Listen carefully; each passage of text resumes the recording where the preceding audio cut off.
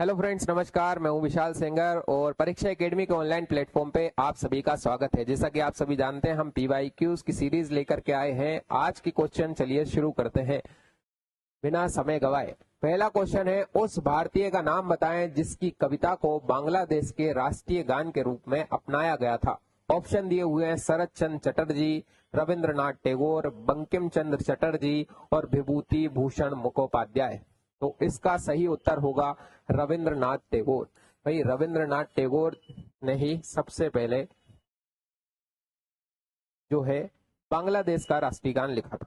इन्होंने भारत का भी राष्ट्रीय गान लिखा है और बांग्लादेश का भी राष्ट्रीय गान लिखा है। इन्होंने जनगण मन भी लिखा था भाई, जनगण मन। और इसके लिए इन्हें नोबेल प्राइज भी मिला था 1913 में। पहले भारतीय हैं जिन्हें साहित्य का नोबेल मिला है भाई, साहित्य का नोबेल इन्हें ही मिला है। ये क्वेश्चन आपको पूछा जाएगा, इसलिए याद रखना है।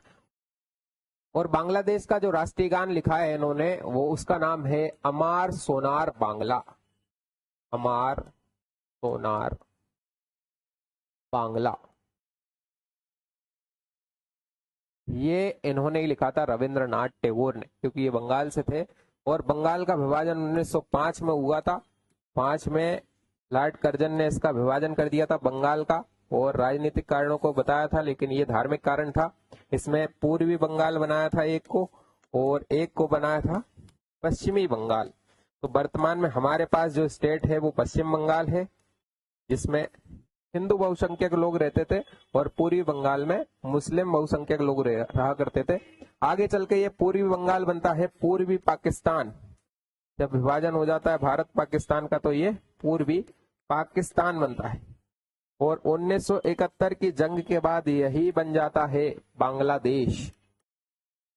इस क्वेश्चन से हमें इतनी जानकारी मिलती है। इसके अलावा एक ऑप्शन और दिया हुआ है, बंकिम चंद्र चटर्जी। इन्होंने लिखा था वंदे मातरम। वंदे मातरम भी अभी बड़ा चर्चा में रहा था, तो ये क्वेश्चन भी आपको याद रखना है। वंदे मातरम की रचयिता यही है, वंदे मातरम। अभी संसद में इस पर चर्चा हुई थी, इसलिए ये भी आपको याद रखना है। इससे भी क्वेश्चन एग्जाम में आ सकता है। आगे बढ़ते हैं। अगला क्वेश्चन है, भारत ने प्रथम क्रिकेट विश्व कप किस वर्ष जीता था? और ऑप्शन दिए हुए हैं 1999, 1992, 1996 और 1983। इसका सही उत्तर होगा 1983। भाई, 1983 में ही भारत ने अपना पहला क्रिकेट वर्ल्ड कप जीता था। किसे हराया था? वेस्ट इंडीज से। तो वेस्ट इंडीज को हराया था। इंडिया वर्सेस वेस्ट इंडीज, इनके बीच मैच हुआ था। कहां हुआ था? ब्रिटेन में हुआ था। ब्रिटेन यानी इंग्लैंड में ये वर्ल्ड कप हुआ था।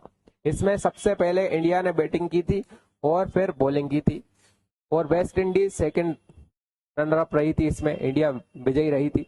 शायद 43 रन से ये मैच जीत गए थे। इस समय जो कप्तान भारत के हुआ करते थे वे कपिल देव हुआ करते थे। ये भी क्वेश्चन पूछा जा सकता है कि इस समय भारत के कप्तान कौन थे? कपिल देव थे।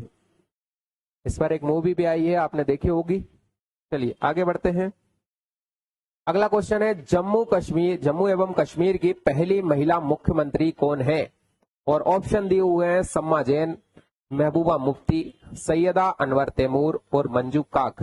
तो इसका सही उत्तर है महबूबा मुफ्ती। भाई, महबूबा मुफ्ती पहली महिला मुख्यमंत्री बनी थी जम्मू कश्मीर की, है ना। और किसके साथ बनी थी भाई? ये भाजपा ने यानी बीजेपी ने इन्हें समर्थन दिया था, तब इनकी पार्टी ने सरकार बनाई थी जम्मू कश्मीर में। अब इससे पहले एक और ऑप्शन दिया हुआ है इसके बाद, सैयदा अनवर तैमूर। ये कौन है? ये असम की पहली महिला मुख्यमंत्री रही थी। और ये असम की ही ना केवल महिला मुख्यमंत्री रही थी, बल्कि ये पूरे भारत की पहली महिला मुस्लिम मुख्यमंत्री रही थी, जो असम से बनी थी। 1981 के लगभग ये सत्ता में रही थी, सैयदा अनवर तैमूर। इस क्वेश्चन से आपको इतनी जानकारी मिल जाती है। आगे बढ़ते हैं। फिर लिखा हुआ है, किस विधान द्वारा भारत के संविधान की प्रस्तावना में धर्मनिरपेक्षता शब्द को जोड़ दिया गया है? और ऑप्शन दिए हुए हैं 40वें, 42वें, 44वें और 46वें। तो इसका सबसे सही उत्तर होगा 42वें। 42वें संविधान संशोधन 1976 के द्वारा एकमात्र संशोधन हमारे भारत की प्रस्तावना में किया गया था, जिसमें 3 शब्द जोड़े गए थे। एक तो धर्मनिरपेक्षता था, धर्मनिरपेक्षता। दूसरा शब्द जोड़ा गया था समाजवादी, और तीसरा शब्द जोड़ा गया था अखंडता, यानी राष्ट्र की अखंडता। ये 3 शब्द जोड़े गए थे और ये एकमात्र संशोधन किया गया था प्रस्तावना में। और प्रस्तावना में सिर्फ सकारात्मक संशोधन ही मान्य है, किसी भी प्रकार का नकारात्मक संशोधन इसमें मान्य नहीं है।